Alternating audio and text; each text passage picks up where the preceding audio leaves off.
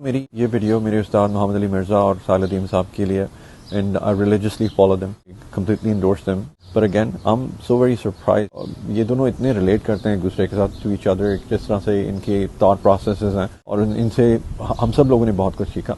हैरानकुन बात यह कि ये दोनों आपस में इत्तेफाक क्यों नहीं कर पाते, ये आपस में क्यों नहीं चल पा रहे हैं। हमारी डिवीज़न अगर एज एन उम्मत देखा जाए तो वो इतनी ज़्यादा, और हमारा इत्तेफाक ना करना समझ में आता, लेकिन they are speaking each other's mind when you look at it. Both of them are like जब कभी मोहम्मद अली मिर्ज़ा बात करते हैं तो लगता है सालुद्दीन साहब का मैसेज दे रहे हैं, और कभी सालुद्दीन साहब बात करते हैं तो लगता है मोहम्मद अली मिर्ज़ा का मैसेज दे रहे हैं। They have just one conflict in between them. जो मोहम्मद अली मिर्ज़ा साहब हैं वो बिल्कुल असबाब के हवाले से बात कर रहे हैं इसराइल और ईरान की जंग को लेके।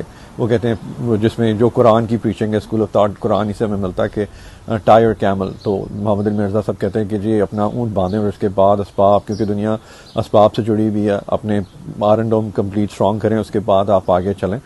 दूसरा स्कूल ऑफ थॉट जो कि हमें कुरान ही से मिलता है, सालुद्दीन साहब ये करते हैं कि अल्लाह कई जगह पे कुरान में कहता है कि अल्लाह पे तवक्कल किया जाए, तवक्कल अल्लाह बहुत ज़रूरी है, तमाम मामलात अल्लाह पे छोड़ें। इवन दो आपके पास बड़े मिसाइल्स नहीं हैं, you do not have iron dome और you do not have even F-16 or bigger fighter jets than Israel, but you still have to have tawakkul in Allah.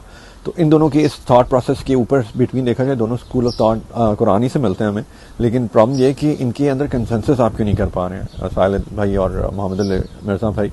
और ये जैसे साहिल भाई आप केस स्टडी कहते हैं, हम आपका केस स्टडी लेते हैं इंशाल्लाह कि जिस दिन आप दोनों इकट्ठे बैठेंगे तो हकीकत जाने की एक उम्मीद आ जाएगी। उम्मीद करते हैं कि आप दोनों जल्दी इकट्ठे बैठेंगे और प्यार से बात करेंगे। हम सब उस वक्त का इंतज़ार कर रहे हैं। अस्सलाम वालेकुम।